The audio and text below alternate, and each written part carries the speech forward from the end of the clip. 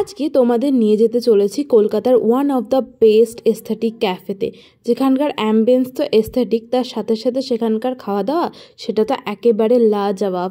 কোথায় লোকেটেড এই ক্যাফেটা সেটা জানতে গেলে ফুল মিনি ব্লগটা দেখতে থাকো। এখানে আমি একটু রেডি হয়ে নিচ্ছি, অ্যান্ড রেডি হয়ে ফাইনালি পৌঁছে গেছি ক্যাফেতে।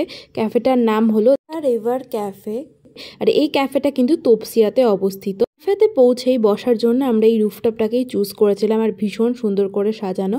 ফার্স্টে অর্ডার দিয়েছিলাম এই রিফ্রেশিং ড্রিঙ্কটা, যেটা খেতে বেশ ভালো ছিল।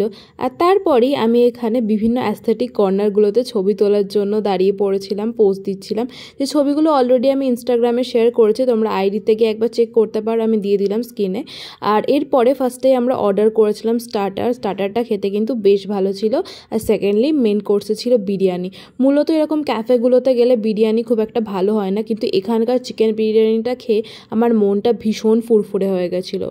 কথায় আমার কাছে এই ক্যাফেটা কিন্তু একদম বেস্ট লেগেছে বন্ধু বান্ধব ফ্যামিলির সাথে ঘোরার জন্য। তো যাই হোক, বেশ অনেকক্ষণ টাইম কাটিয়েছিলাম আমরা এখানে।